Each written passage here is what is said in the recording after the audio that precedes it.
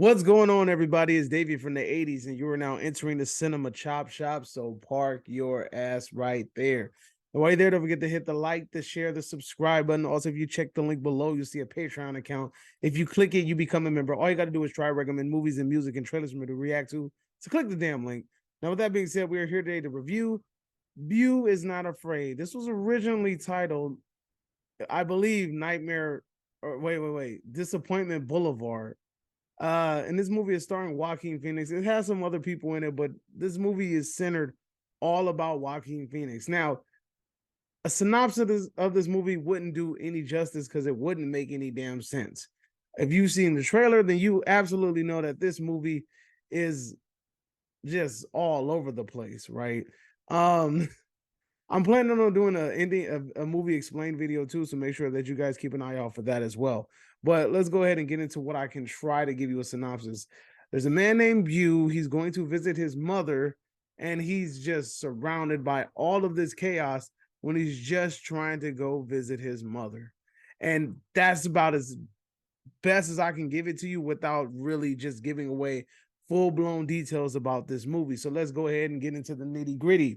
Now, Joaquin Phoenix does an amazing job, and it's kind of funny because as you're watching the movie, you get just hints upon hints upon hints of his Joker. Just little tidbits come out, right? And even some of the cinematography, when you see it, it just kind of reminds you of the Joker. There's a scene where he's coming out of an elevator that kind of reminded me of the Joker movie. But I digress. This movie is a very interesting movie, and it's very weird and it's very random. But I would implore you that if you go to this movie, try not to get too caught up in the things you see in the background, because it's really easy to lose focus. Like, there's so much going on, there's so many things going on around you, and it's just hard not to just start paying attention to all the things that are going around you. But I think that's meant to kind of distract you.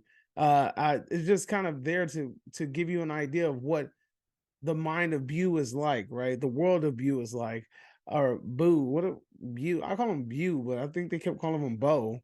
They kept calling him Beau. But anyway, I'm gonna call him Beau. Fuck that. Anyway, so I gotta give the director Ari Aster like hats off to him. He did Hereditary, which is a movie that I love. He did Midsommar, which is a movie that was pretty meh, but I will give him credit because he's amazing as a director.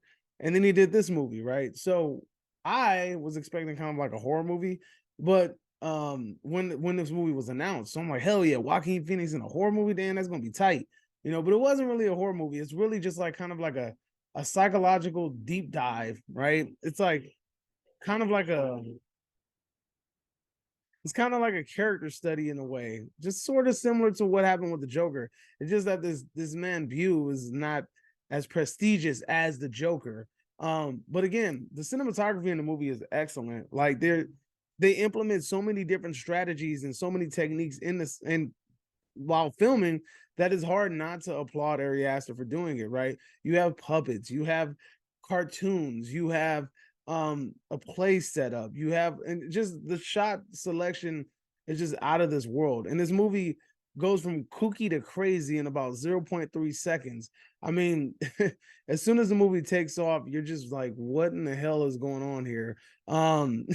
It's just like a bundle of fuck, like while you're watching this movie. It's really hard to take in, but if you really stay with the movie and you really like hone in on it, you won't get lost. But it's easy to get lost in the sauce when so much stuff is going on. I will say this though, the runtime is very, very long. You know, you're looking at about a 3-hour runtime, 30 minutes extra with previews or whatever. So be prepared to sit your ass in the seat for a very long time. If you gotta take a like, you know, if you gotta go to the bathroom or something like that, you might want to plan your bathroom breaks accordingly. This is a very long movie. We talking Lord of the Rings type length right now. So you might want to just really think about it. And I'm actually surprised that the final cut was 3 hours long, and he was like, "Hell yeah, we're gonna put this shit out."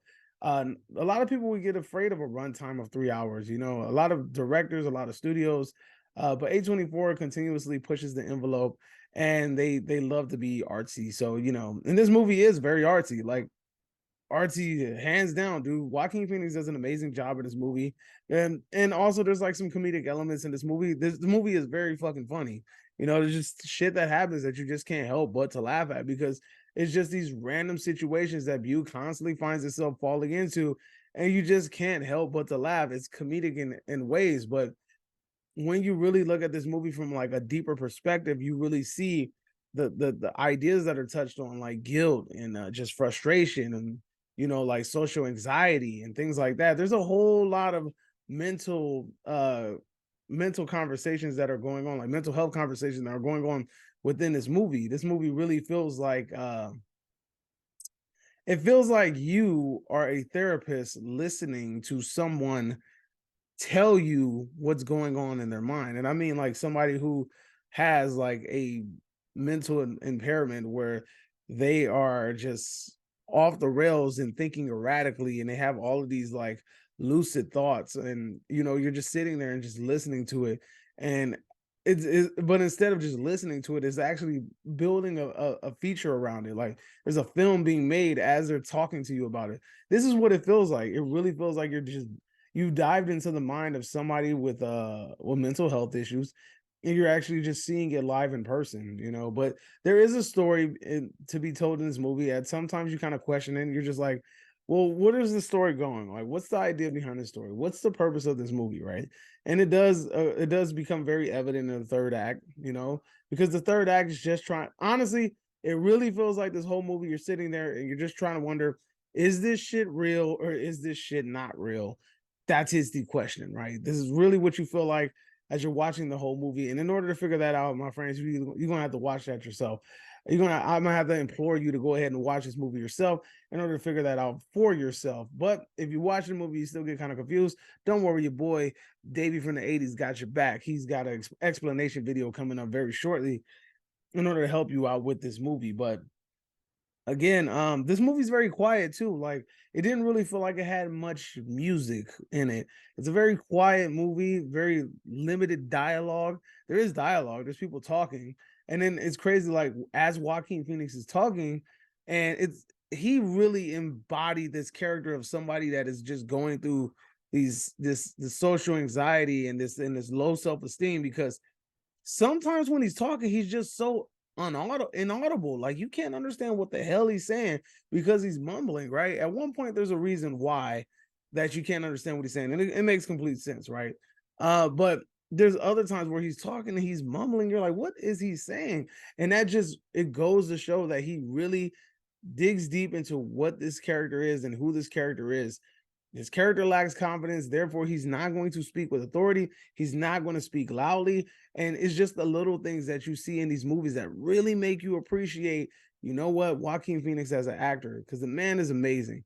Now, I would love to see Joaquin Phoenix in a horror movie. I'm just going to throw that out there. So, Ari Aster, if your next movie is going to be a horror movie, go ahead and cast my man Joaquin. You know what I'm saying? But it was a really good choice to go with him.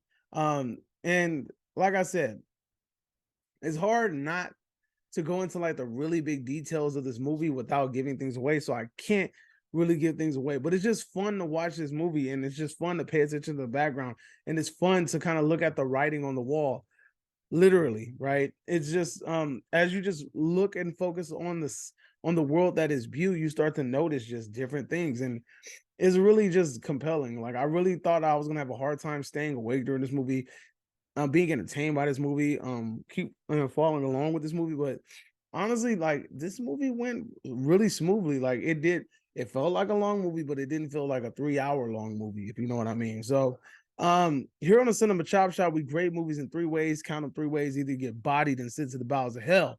And I tell you movie basura, homie. Or I give you a big fat meh, which means your movie is más o menos, mediocre, mid-grade, mid-range, mid. Or I'll tell you movie Spared, and I say it's awesome. What are you doing? Go check it out. Go watch it now. I'm gonna have to spare this movie. He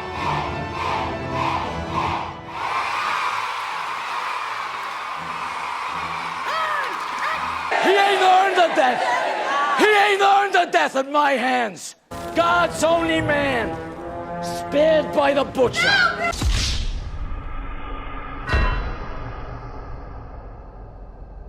Yeah, you heard it, folks. I'm sparing this damn movie. In my opinion, Joaquin Phoenix does an amazing job. It sucked that it didn't really seem like this movie kind of got buried in the weekend, with Evil Dead coming out, and You know, Mario's still killing it in the box office. I really feel like this movie might not do as well as it should.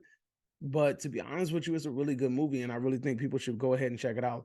I mean, I could probably walk down the street and be like, "Hey, man, you gonna go see Beau is Not Afraid or whatever?" And they'll be like, "Or Beau is Not Afraid," and they'll be like, "What the fuck is Beau is Not Afraid?" You know. So I would have just implored you guys to whatever you're doing, if you have a chance, if you just love cinema, if you love good cinematography, if you love good directors, take a minute, go check this movie out. Like I'm imploring you. Like if I had to give this movie a grade, like a physical, actual grade, it's getting an A easily. This is an A movie already. This is single-handedly one of the best movies I've seen of this year so far. There ain't much that's been out the good this year, but this movie is definitely going to probably be in my top 5 by the end of the year. I can almost guarantee it. So that says a lot. You know, I'm very picky when it comes to movies. I don't really crown kings too early, but this is one of the better movies of the year so far.